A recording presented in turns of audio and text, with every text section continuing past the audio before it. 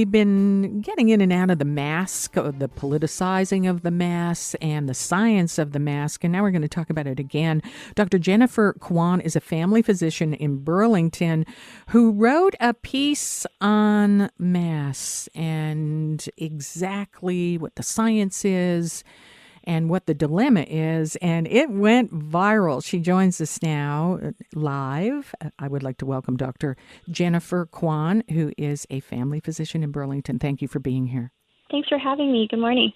All right. Were you surprised your piece was so popular, first of all? Well, I'm definitely surprised, and I'm really glad that it's been helpful to people to understand the science behind masks and to understand why it will be an effective tool for us to help keep our health and our economy healthy. All right, let me ask you, it has been confusing. We're seeing a lot of political barbs emerging this week saying, well, first they told us no, then they tell us yes. What's your answer to that?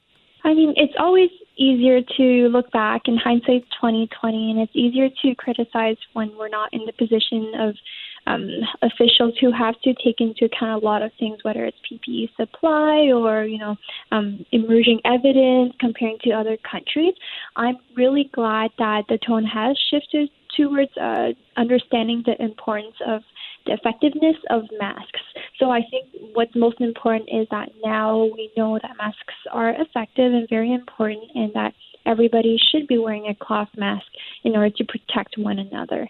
And how can they specifically help this virus? We just heard Dr. Tam say if you can't keep the distancing, it's the thing to do. On the other hand, we've heard if people wore them, I think somebody came up with a figure, 80% of the population, which is high, everybody wore masks, this virus would be toast. Do you agree?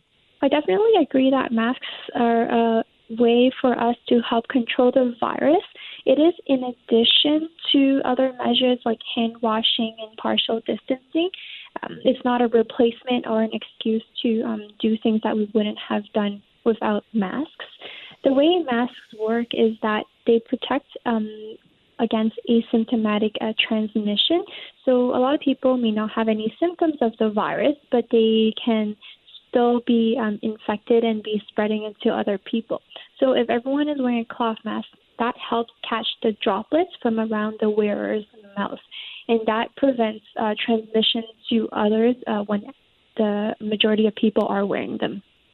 So people are making this decision, should they wear, should they not? Do you see that masks are part of our long-term solution here? Do you think they're going to be a daily part of what we need to do? I definitely think that until we have a vaccine or an effective treatment, then masks are probably here to stay. And it is a cultural shift, too, because now that we're learning that masks will be more effective, I think that in the future, if Canadians have other minor illnesses, they may also be considering wearing masks because they will become a sign of altruism of health to demonstrate that we don't want to infect other people and we care about other people. What do you make about the other sign? There are people not wearing them to send a message the opposite of that. You're not the boss of me. The word freedom has been connected. And I know the scientific community are very uncomfortable dealing with the politics of this, but it's the politics of this that is going to affect the buy-in, isn't it? Well, I think people, it's reasonable for people to challenge new ideas and things like that. And there are some reasonable points. So, for example, masks should not be worn for people who have breathing difficulties, who have a medical condition that the mask will make things worse if they have a disability, or for young children. So there are reasons to not wear a mask. And I think we have to take those things into account. And there are questions like, if people cannot get a hold of a mask, if they cannot afford masks. So I do think the government should consider putting out more clear, strong public messaging to educate people on, how masks can be a great tool for us to fight COVID-19. So that hopefully people will change their minds and understand why it's so important for us to protect one another. All right. Thank you for joining us. We really appreciate it. And you have a great day, Dr. Kwan. Thank you. You as well. All right. Dr. Jennifer Kwan, who is a family physician in Burlington. Maybe you saw her piece on wearing a mask and the mysteries and the trajectory of all the advice we have. And there we have it. It went viral and was picked up by a lot of doctors. So the mask is the thing. This is the Arlene Bynon Show on Canada Talks.